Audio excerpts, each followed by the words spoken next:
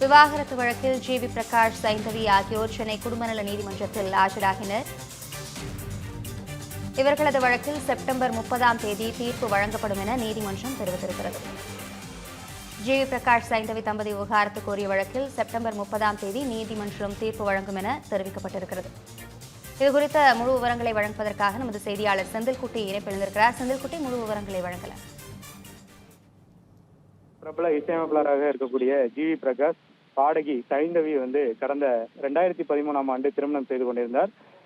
GV. Prakash சைந்தவிக்கு இடையே 12 ஆண்டுகள் வாழ்ந்த நிலையில் தங்களுக்கிடையே ஏற்பட்ட கருத்து வேறுபாடு காரணமாக கடந்த 2024ஆம் ஆண்டு இருவரும் பிரிவதாக ஒரு அறிவிப்பை வெளியிட்டிருந்தார்கள். இதையடுத்து பரஸ்பரம் விவாகரத்து வேண்டும் என்ற கோரிக்கை வைத்து ஜி.வி. பிரகாஷ் சைந்தவி இருவரும் கடந்த மார்ச் மாதம் 24ஆம் தேதி சென்னை குடும்ப நல நீதிமன்றத்தில் மனு ஒன்றை தாக்கல் செய்தார்கள்.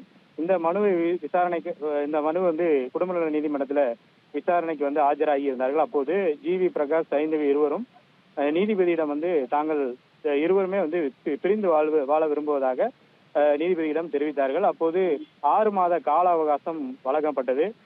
பரஸ்பரம் விவாகரத்து கோரியிருப்பதால் இந்த 6 மாத காலத்திற்கு பிறகு இந்த வழக்கில் உங்களுடைய கருத்துக்களை தெரிவிக்கும் என்று நீதிபதி தெரிவித்திருந்தார். இதையடுத்து இன்று இந்த வழக்கில் இருவரும் நேரில் ஆஜராகி மீண்டும் நாங்கள் சேர்ந்து வாழ விரும்பவில்லை, பிரிந்து வாழவே விரும்புவதாக நீதிபதியிடம் தனித்தனியாக தெரிவித்தார்கள்.